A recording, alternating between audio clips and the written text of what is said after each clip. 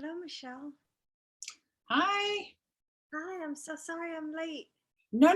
I was worried I hadn't sent the thing to you. You did. I just couldn't. Oh, yeah. Don't worry about that. The last 6 minutes, I just was Yeah, getting there. don't ever worry about that part. Like I said, I'm always like, oh God, I probably didn't send her the link. Yeah. So let's both agree not to worry about that part. Exactly. Right. I mean, I don't like to keep you waiting. So I'm glad you're here. Hi, and your I'm hair glad. is amazing. Oh yeah, I always have it pushed back, but it's really cold today. Oh, beautiful. Oh, is it cold down there, huh?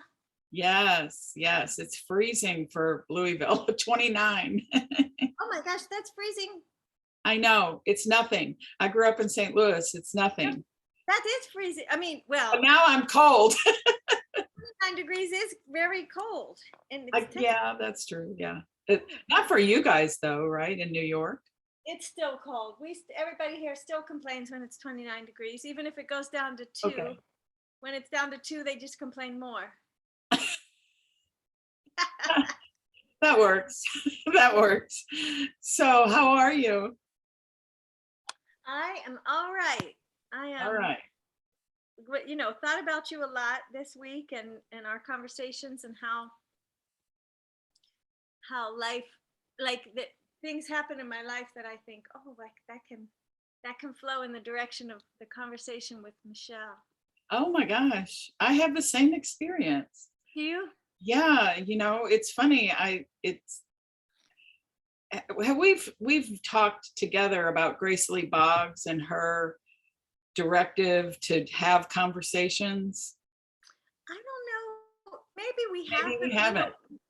talking Facebook Messenger for a little while, and so maybe somewhere along the way, maybe. But let's do it again. Well, because I was teaching children about, her work, I had read her last book, and then Bill has a relationship to her, and I got connected to her through the work I was doing at the Curriculum for Americans Who Tell the Truth. And, I wrote to her to ask her, what I always ask everybody, what do you want children to hear from you? When I teach your story, what do you want them to know? If I have that opportunity. And she said, have the conversation. Whatever it is. Whatever it is. Yeah. And then I remembered reading in her book, I think this is right, that she talked about how transformative conversations can be. And we look to big events and actions. Yeah. And the conversations are important too. Yeah. So for me, this is like, I realized, okay, Grace. Yeah. I see what you mean now, Yeah. So thank you for continuing it. It's so great. Sure. And for valuing it so much so that so that you can bring that to the way that you teach, but we can bring it to each other. And I wonder, I mean, we're here, we get to have our conversation, but I would love to know if you have an answer to that same question that you asked Grace. Oh, what would I want children to know? Yeah, and I know you're already living it and living into it, whatever the answer is, because you have created your life in a way that gets them the information that and the experiences and the exposure that you most value. But I wonder if there's I'm too stumped. hard a question. I would be too. That's yeah. I think I was just going to say, what would you, it's funny because the intuition I was having this morning about us going back and forth was about children, and how much of our conversation last time, was about the experience of this boy in this book. Yeah. And so now I renewed that book at the library. Did you? Because now I have to dive back in and read it as soon as I submit my grades. Because I'm so curious about him now. So thank you. Yeah, he's like a little. It's like he he needs us. He does. In And his time, he didn't have. Yeah. yeah, I was just thinking, who did he have when, and what would I want Jeremy to know? It's Well, that's a good question. what would I want? So you've thought about Jeremy a lot. I want him to find his people. It says Ah, yeah. and to trust that what he's sensing is true. This isn't right. None of this is okay. And Mhm. he doesn't have to go along. And Yeah. yet it's costly. Yeah. Probably cost him his family, Yeah. but Yeah. he can find another kind of belonging Hmm. Yeah. within with kindred. He would be pretty grown up by now. Yeah. He sure No, would. I never thought about it, but I realized, I wonder what he would say now. What would, if Jeremy grew up, who would he be now? And what would his life be like? Yeah. Would he be totally estranged from his family, or would he have decided like I just put up with them every whatever on the Yeah, holiday? right. I think it's a dilemma that a lot of people have faced, Hmm. more people than we probably know. And the more we talk about it, the more people can kind of uh, come through Mm-hmm. about what's not working for them. Yeah, yeah, Think and maybe make different choices. I feel like it really like it has to. It's the conversations and then the choices that come from the conversations, because in the conversation you figure out, hmm, oh wait, this actually matters to me more than I realized, and here's a place where I can make an adjustment that'll make the outside match up a little bit more with what I feel on the inside, just in that yes, bringing into alignment. And yeah, yeah. Um, I just thought about all the children we both come into contact with, and you through your books. I mean, do children write to you? no, no, Okay. I think I don't have nearly as much contact with children as I would like to. Uh-huh. And uh, yeah, not at all. They don't, they don't write to me. Sometimes a parent will write to me and say, I was my wondering if, yeah, your book, and yeah, the best ones are like I gave my child Death is Stupid after their grandfather died, and they yes, loved it, and they like took it to bed with them, like, and went to yes, sleep with it, because and that lets me know it gave them something that was theirs, yes. not Yeah, mine, it was their book. Yes. something in that book that only they knew about. Yeah, and I feel like I kind of took your, not my idea, to bed with me. Yeah. That's why I had to create that study for teachers around it, because it felt so personal. Um, I wondered if maybe I kind of anticipated you would say no, because I think it is so deeply personal. It's almost like it's not your book, it's my book. It it's you wrote it and made the art and all that, and somehow you're able to tell our stories, Mm. and the stories of children. you know I don't know what that's some magic that happens in the book, because yeah, it definitely it's intentional, uh, hmm, to try to create work that belongs to the person who's receiving it hmm. and doesn't have heaviness from me on it, No, or it really doesn't. Yeah. um, and what I find is sometimes I make the characters in the book. Now, in the most recent books, often I have put in people who I know. The last two, the one Right. that's coming out in the Yes. spring, and the one Okay. But I also noticed with the first 4 Mhm. books, I see those people around, like they were fictional. But I see them. Like one time I went to a book reading for Not My Idea, to Uh-huh. do a book reading, and the child, I swear the child from Tell Me About Sex Grandma was there. Like he walked in the room and I Oh was my like, gosh. oh Oh, my gosh. And so I talked to their mom, and how I have funny. a picture of the child kneeling with Colin Kaepernick, the cardboard Colin Kaepernick that I take on tour with me. And it's just amazing. It's like the kid from Tell Me About Sex Grandma with Colin Kaepernick at the Not My Idea reading. And, Oh my you know, gosh. and I think it's just that I just see it, when I finished Death is Stupid, I was in Seattle. I mean, when I was working on Death is Stupid, I Uh-huh. was in Seattle, and I was in an airport, Uh-huh. and I saw the grandmother who Oh died, my you God. know, like in the bathroom. I had already drawn her, but I saw this woman and I was like, you, she was exactly, and she was being helped by her, another younger family member in the bathroom, just, at the hands drying spot. And I was just like, it's uncanny how much you look like the That's character in amazing. my book, but it was a fictional character. So Ah, it's just look, I mean, and they're not the most, it's not like scientific, but for me it's kind of spiritual to see the characters out in the world.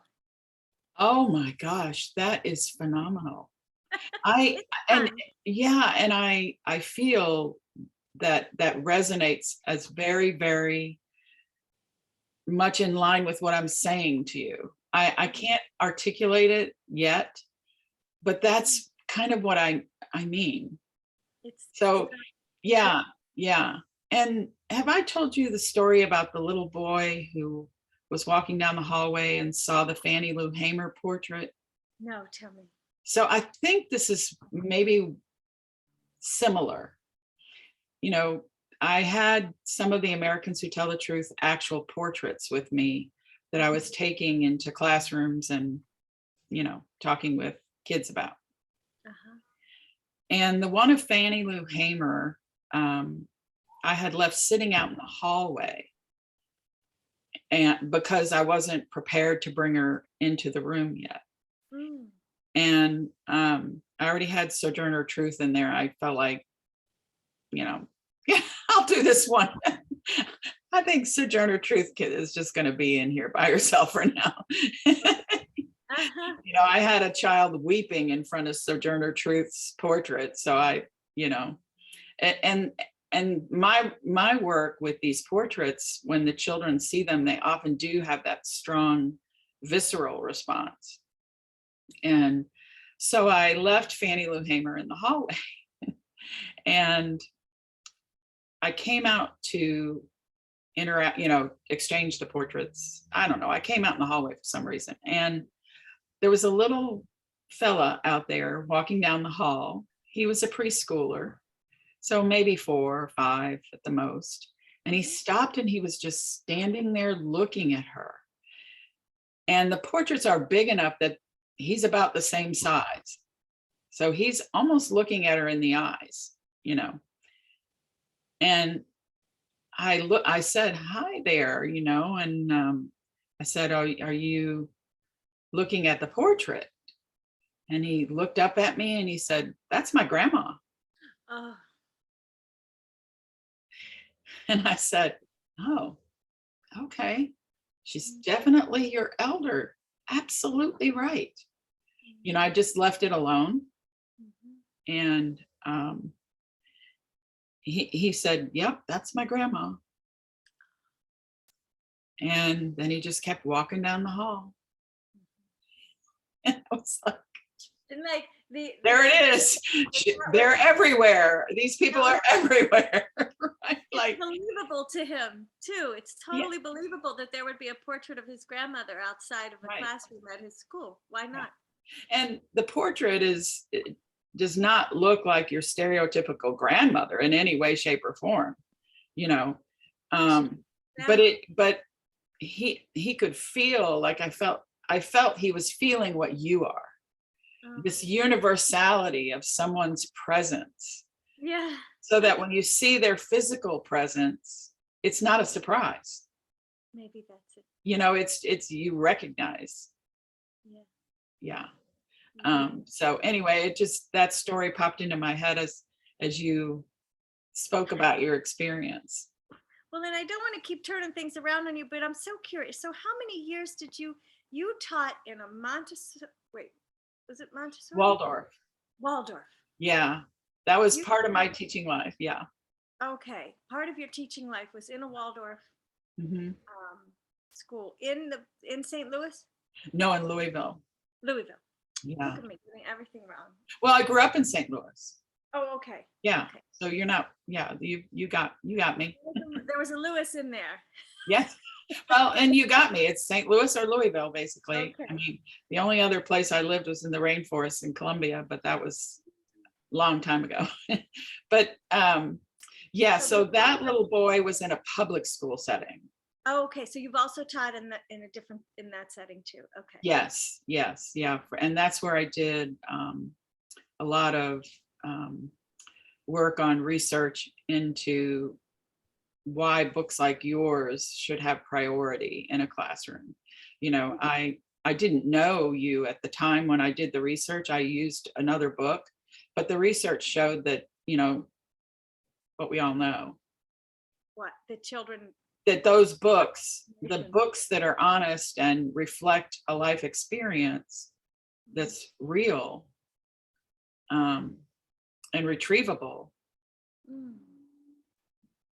is what is should be part of school. Mm. You know, that's part of school. Hello. Little kitty cat. That was so cute. So yeah, You have support from the administration I did. always or consistently or Mhm. Yeah, because it was a special program that I was doing related to the Americans Who Tell the Truth Portraits Project. So Mm. I was creating curriculum along with the project with Rob, the painter, and building up this work. And your work really complements and supports that work. Yeah. And my hope is that someday we'll get Rob into this conversation, Mm-hmm. because I know he's given your books to his grandchildren. And so he's very aware of you, you know, and I think it would be interesting next spring, if you're able to come here. There's a lot that will happen around the portraits in 2022, Wow. later in the year, and I would love for you to be somehow part of that. These conversations, you know, people are just listening to them, and Are they talking to you? Are they saying what they need more of or less they of? they just write back and said, "Oh my God, thank you." You know, I think that people are really, you know, engaging around these questions Okay. with very little conversation around it like this. Mm. And I have to actually, I set my timer because I have to go meet with a head of school Okay. who is listening to these regularly. And, you know, we're going to talk about what can be done with all of this. You know, I've gone and done some work with her faculty. So I feel like you know, they have a group of children that are primarily white in the school. And I think she's trying to work with that. Mm. And so, you know, it's just interesting to think about being in conversation like this, and then having people listening to it, and then having people say, well, let's talk about this. Now let's talk about this, or now let's talk about that. What I'm really wanting to dive into is children. Like for me, I feel when you told me that story about the little girl who said that to you, I realized how can we get more of this work to children? I think adults are buying the books for their kids, parents are, but what about schools? And that was a question I had for you. Are you aware of schools that are using the books consistently, or? No, I'm not. There's I get notes from certain people, a handful of individuals Right. through Instagram who say I teach your book, and Yeah. but I don't, and I have some wonderful student responses that they've shared with me where Oh. to talk about the book and say what they see, and Uh-huh. and those are really valuable. I would like to give them more space. You know how I'm looking at things on this little device, Yep. and I can't. It's like I need to pull it out and put it on my desk so I can really see it, but I can't because that's not how. I mean, Yeah. so I need No, I to figure out understand. a way to do Right. that. It's like, or just read the tiny little things that the kid said that's in the photo, and then like write it out and really look at it and think about, contemplate or reflect on what kids are getting out of it. The There's so much of mis uh I don't know what to trust about how much the book is being used in schools, because there's certainly a lot of people raising a ruckus as if the book is being That's taught why in I class. asked. Yeah, And that's why I asked. I don't know that that's even true. I mean, certainly in Texas, Hmm. where they were arguing about this super like Yeah. outrageously wealthy community Yeah. has this teaching this book in Highland Park, or whatever. It has some name like Highland Park. And the school, this isn't great, but the school was like, no, we don't have that book, we don't teach that book, it's not even in our library. So it was very just like Hmm.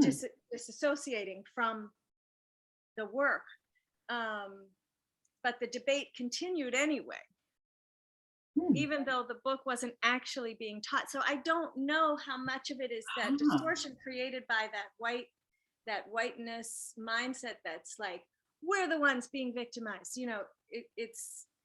It's so warped. But I should ask.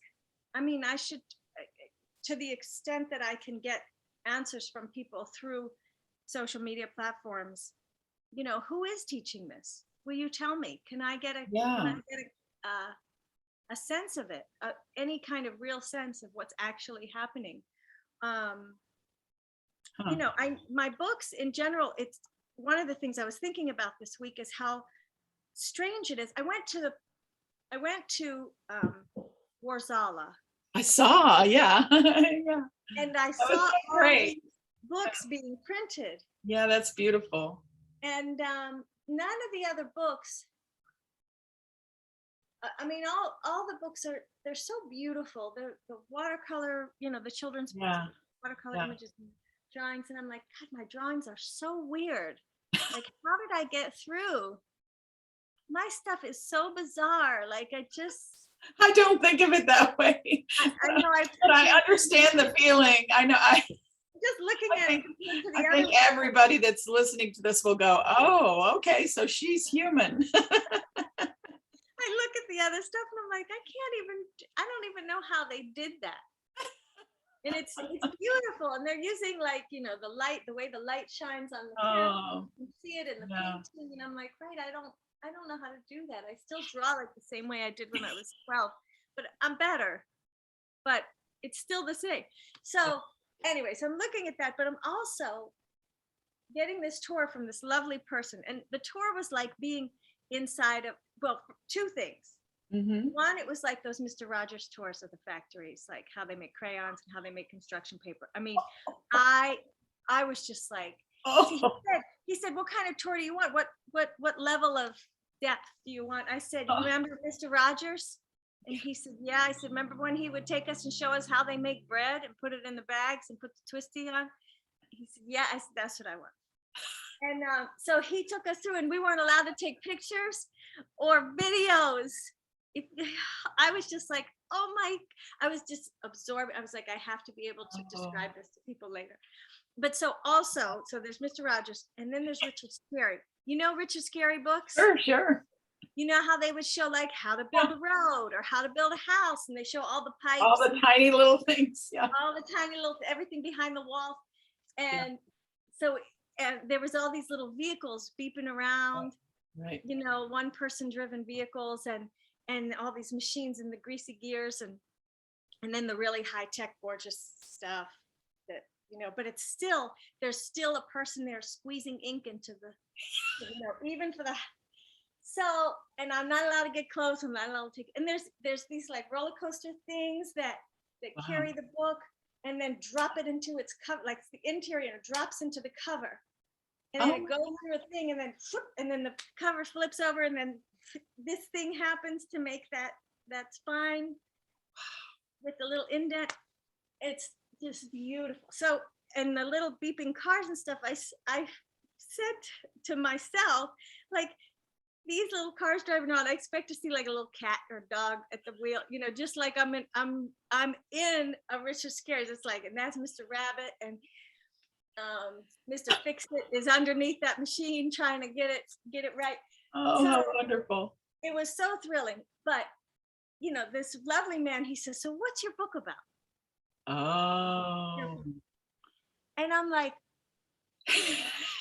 sit down. right. And so I just, you know, don't miss a beat. I say, you know, this is the 6th book in a series called Ordinary Terrible Things. It's about um, coping with life as it is, with no sugarcoating, no spin, and just really seeing children through trouble. And so I've done divorce, death, sex, race from a perspective of whiteness and white,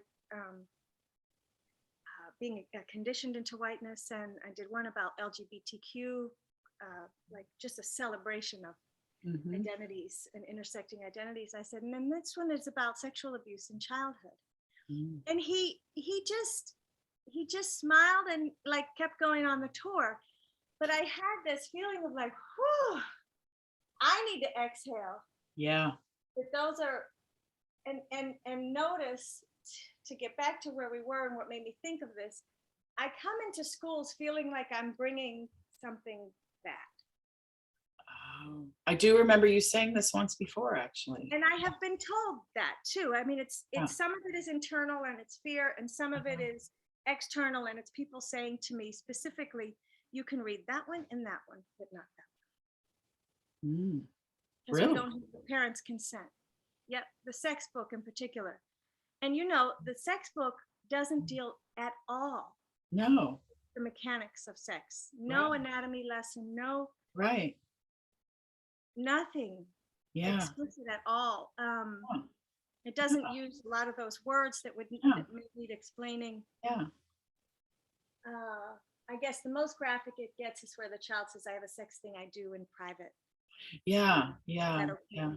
Yeah. But Maybe even just the word sex, like for some schools. yep. And also, Huh. a sex Okay. educator once told me, Hmm. at I went to a conference of sex educators, and Huh. they told me I can't bring this book into school because it says that sex feels good. I said, I'm sorry, I don't understand what I you just was about to say, what? said. I said, what? Because I was trying to read the book in my head, think, because I've heard complaints from teachers and parents over the years. I thought, now what would they be picking on in that book?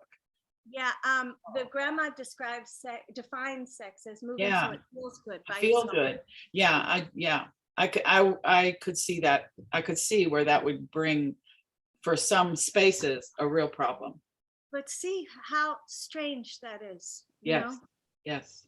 But it's not a book about preventing pregnancy and STDs. And like maybe if it were threatening and dangerous like that, then they would like it. But it centers pleasure and consent. Right. And it Right. centers, and it leaves the conversation in the privacy of a home. Right. People are listening and showing respect to each other, which models what we Yeah. need to bring to a sexual relationship with ourselves and with other people if we choose Absolutely. to, and all these things. So So it's just, so in terms of not my idea, there's this feeling certainly of like, Hmm. you, I'm here to break your heart, Right. or to give you offer solace and company for Mhm. the heart that's already broken in you. If you see in here something that reflects what you're experiencing, Mhm. and Yeah. Yeah, I really have an interest in, that's why I wanted to ask you about responses from children and teachers sending you responses, because that's something that sometimes goes on. And because the school district, and in particular the one in Texas, is talked about a lot in the circles of folks that I interact with about legislative activity. yeah, And because of, from my listening to you and absorbing all of this over these weeks, something that's kind of percolating in me now is that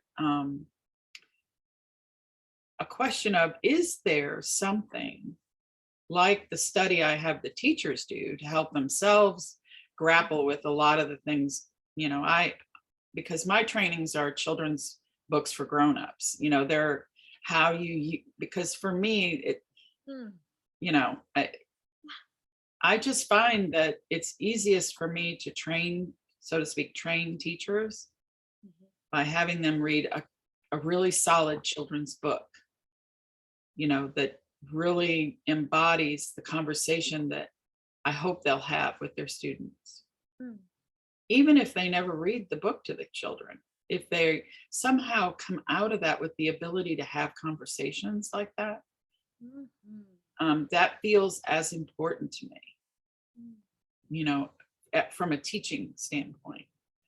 yeah, And I'm starting to feel like, well, but all your whole series really lends itself to sort of little mini classes, for lack of a better word, that a parent or a teacher and a child could do together using your book, so that if I say I would go into a school and have 8 weeks with a group of kids with mm, not my idea. mm. Do you see what I mean? What if I wasn't asking the teachers to do it? What if I was showing the teachers and they were part of it even? And then what if you invited their parents to come and do the class with me, with the kids? It's starting to feel to me like there should there should be a way for everything we're bringing to this conversation to begin to be part of more children's lives. And I feel that it could be. And so that's a question for me. Do you have any thoughts about that? Only that I'm making space for that to explore that, because Okay. this book is the You Ruined It, the one that is coming out in Yeah. Yeah. April, is the last in the series for the reason that I need to now look at what's been created and how to, how to make sure it finds its places where it was meant to go, and Mhm. how can I help it get there, and consider that question, and and have an accurate, approximate knowing of how much not my idea is actually in schools, or even in Yeah. homes, or Right. libraries, part of reading groups, or, um, like who's using it and how much are they using it, how are they using it, and can I talk to them, and what can I learn from about the book, and about children, and about whiteness, from how it's Right. being received. I've definitely uh, I've just been on this rolling, like almost like let's do this for as long as we can get away with it, kind of like, in terms of I understand. my publisher and I, just like, certainly when we were at Feminist Press, it was like we got a green light for the first book, and Mhm. then that book did really, really well Mhm. in its first year. Mhm. Um, And so it was like, all right, where's the next one? And as soon as the next one came out, it was like, all right, where's the next one? Like, keep the door is open. Go, go, go, go. Yeah. And then when the door closed on Not My Idea, in terms of Jennifer, who Jennifer Baumgartner, who was the publisher at the Feminist Press, Okay. she was leaving. Mhm. So, and then that door closed for Not My Idea at the Feminist Press, and Jennifer reopened it by opening a new, by launching her own press. Oh, that's the Dotier press. How do I? Yeah, she just calls it daughter because Daughter, the Icelandic pronunciation is so difficult that she said, I can't do it. Nobody should have to do it. She just calls it daughter because it means daughter. But Okay. Oh, okay. so then she created her own press using her retirement. Oh, She so cashed in her retirement and was like, I'm going to publish this book because thank when goodness Jennifer she left the did. Feminist Oh, Press, yeah, the Feminist Press was like, ooh, we don't, I don't know if we like the way Anastasia's doing this book. really? And it also, I think, because Jennifer and I are such a strong collaboration team, Mhm. I think partly they were intimidated by like, if Jennifer's not here, we don't know what to do with you. She handled you. Oh, wow. And I'm not difficult, but No, like I said, not at all. my stuff doesn't look like other stuffs and sound like other stuff. And I take, I always want to acknowledge Jennifer for the fact that these books are really labor intensive and expensive. The color. Yes, I can see that. Yeah. And it's always high stakes, like financial, political, spiritual, right. everything. And she has been just steady. And so when she was leaving the Feminist Press, they were debating. Mhm. It seemed like they didn't want Not My Idea. Mm. So I left the other 3 books with them and took it back. And then Jennifer said, I'll publish it myself. If I can't find a publisher for it, I'll publish it myself. And then she did. She just launched a press. So to make sure that Not My Idea came out.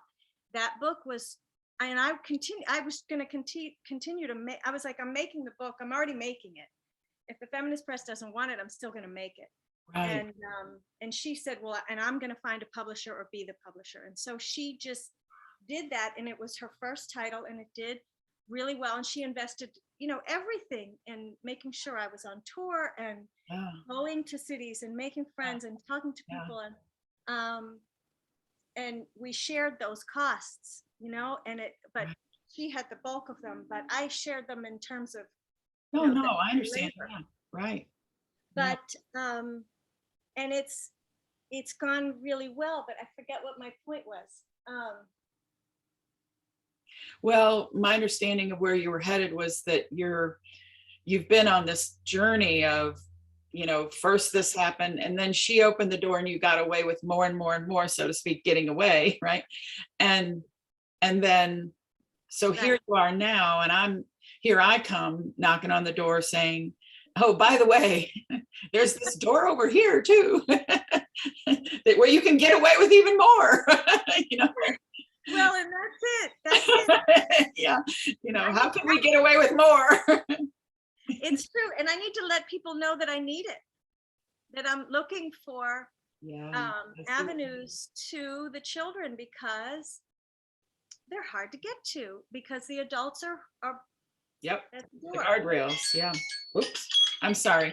This little thing just went off to tell me that. Oh, yeah, you have to go. No, I have 15 minutes. So that's good. Yeah, we're fine. We're fine. But I am excited about where I'm going to talk to this woman who's been listening to us. So anyway, but speaking of getting to children. Yeah. So, that kind of is full circle actually, because she's the head mistress or whatever you call that person of a very expensive private school for children who learn in other ways than what are taught at the public school. And so it could be an opportunity. And that's kind of why I thought to ask you to say, looking for those. what would I don't know. When I listen to you, the weight of Not My Idea feels even, no wonder when I encountered that book, it just, the energy around it, this, there's a spiritual energy to it. Right. And because it didn't, because Because we now, had, and now I know, understand even more. I think when people hear that story and realize what it took, you know, Mhm. um, it, that book feels like the future to me.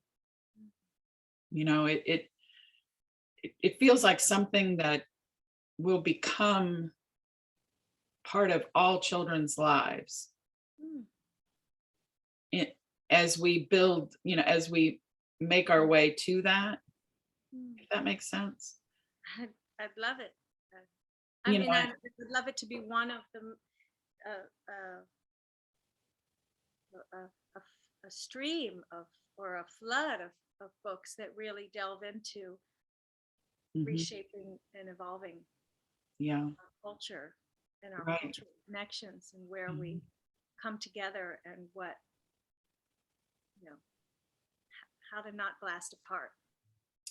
Yeah, I think there's this longing, uh, you asked me in the meditation thing about Bio Akomalafi's thing about sanctuary. Yes.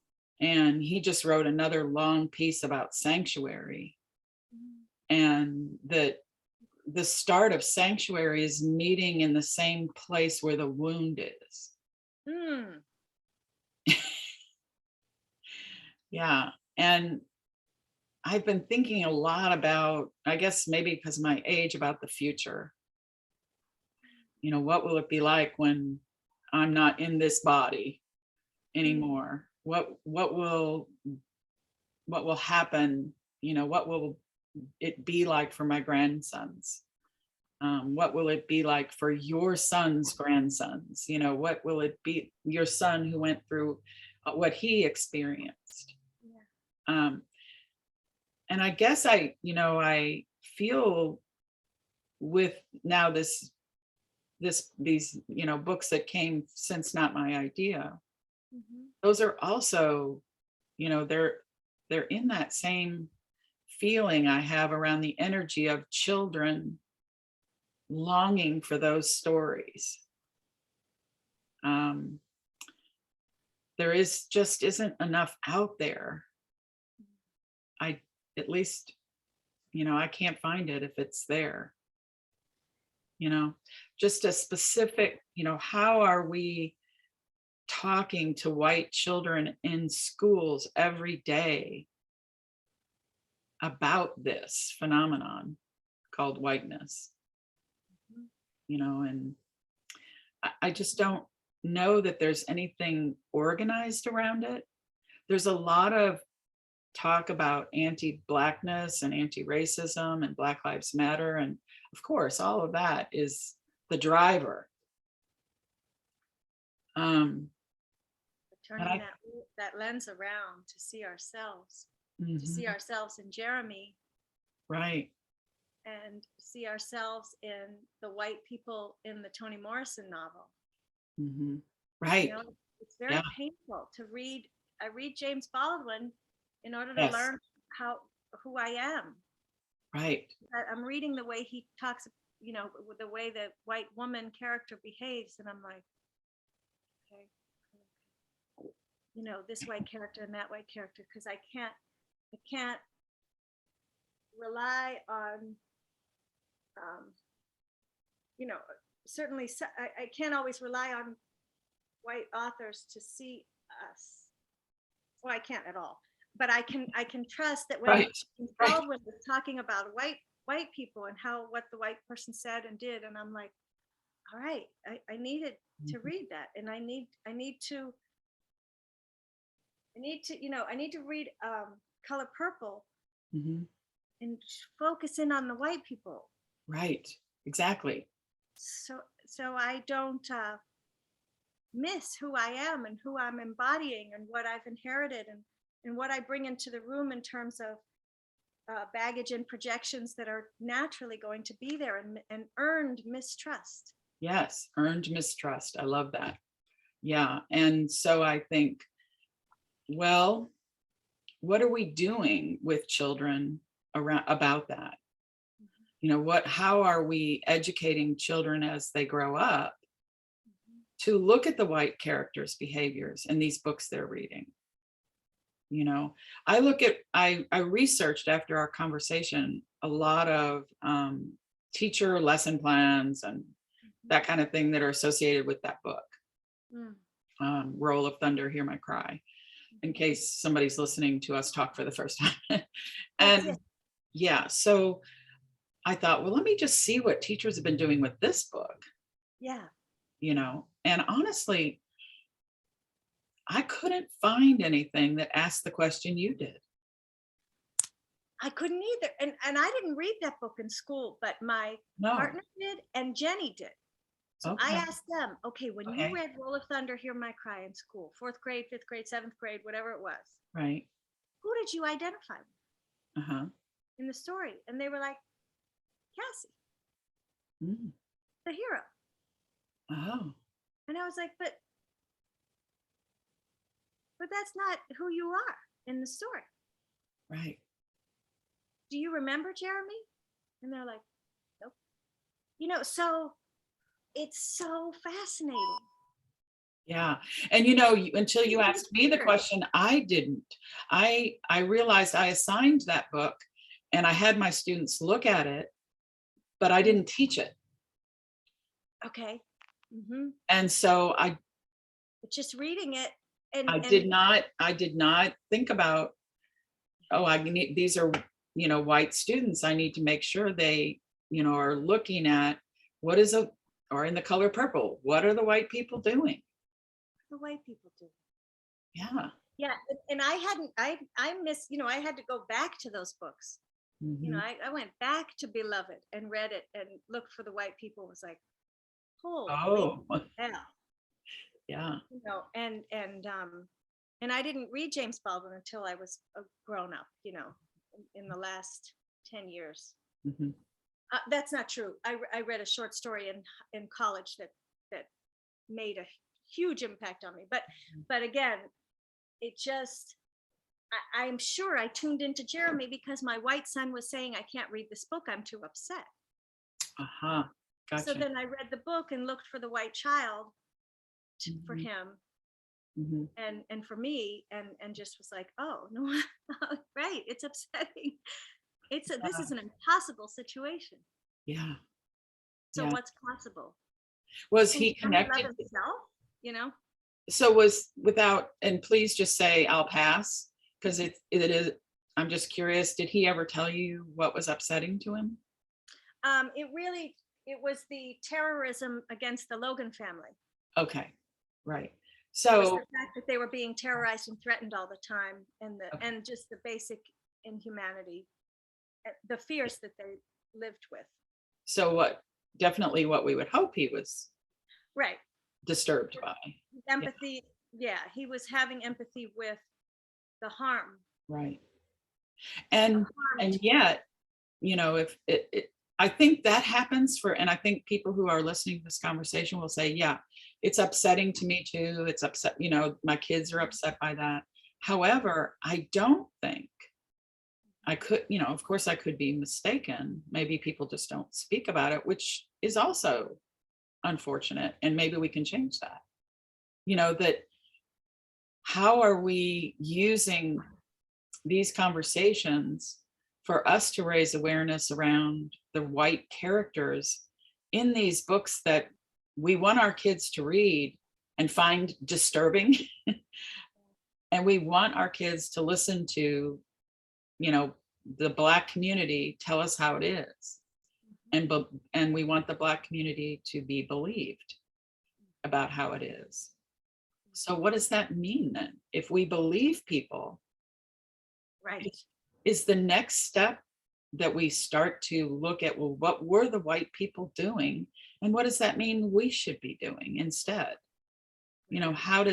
How could we change that trajectory? It's kind of like what were the choices that Yeah. Jeremy had available to him? Like I kind of want to Yes. follow him home. And does his family have dinner all together? Maybe they do, maybe they don't. If they did, Mhm. what could the conversation be like at the dinner table? What kinds of things might Jeremy be hearing at home? How does that feel to Jeremy? Do you think? Mhm. What do you think? What are Jeremy's options? Can he stand up to his family? It sounds like they're murderers. I'm pretty sure he can't. So what can he do? How can we? Mhm. It's almost like I don't want to leave him alone there, and you know, and also, but there's other white characters throughout the book. Like, what different choice could this person have made? What other choice could this person have made? And then, if we're thinking that way, maybe they'll think that way. Yeah, when I hear you say the words, we don't want to leave Jeremy alone there, like I see the title of what we're talking about, not leaving Jeremy alone there. Are we leaving our children alone there? Yes, yes, and in silence and self-doubt. Yes. And because we have, unlike all these other things that we make sure are organized and systemic around their education, we make sure there's a very specific way to teach fractions and all the other things, but not whiteness. And that feels very spiritual to me. So that I was really, to bring it full circle, I'm going to have to leave in a few minutes, but to bring it full circle to when you started about saying you had these spiritual experiences of seeing these people from your books, I don't know, that's a big, maybe we can pick that up, this idea of not leaving Jeremy alone there. Yeah. And all our children. And not leaving ourselves alone. We gotta find each other intentionally. Yeah.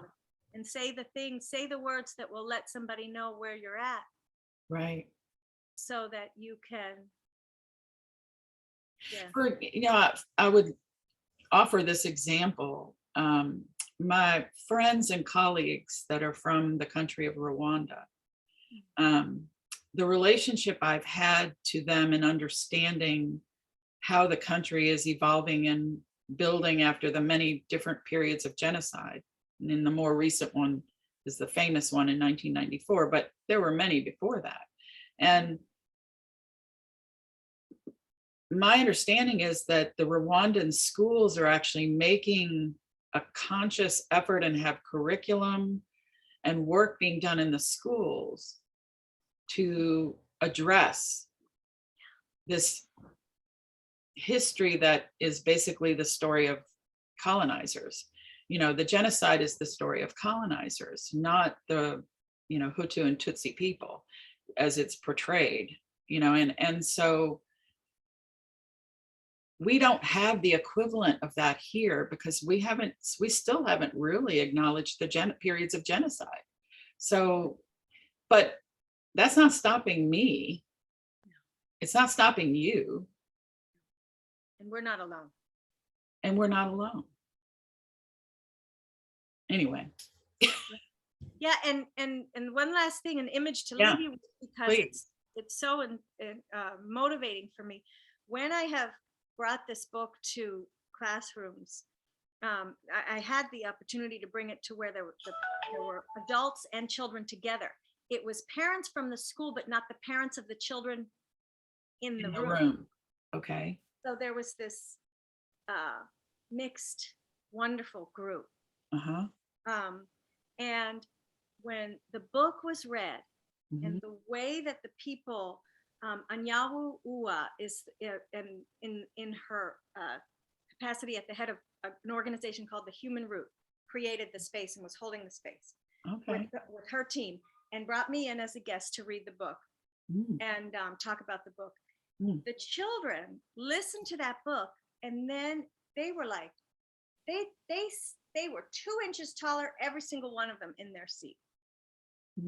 And what I observed from that is they felt trusted to rise to the occasion of something serious is happening, something painful, um, something that demands a lot of courage and compassion. And they sat different. They talked different. They took up more space. They didn't wait for adults to tell them that it was okay for them to speak. I mean, they were respectful and took turns. No, But I understand. they embodied having been trusted with important, dangerous information. And Oh, that's what I think the point is. I'm so glad this is recorded. I really, I know you have to go, so please don't worry. I'm so glad I got to talk to you. Yeah. I could go on, and I know you could too. And I'm glad we get to, and then we can come back. Yeah.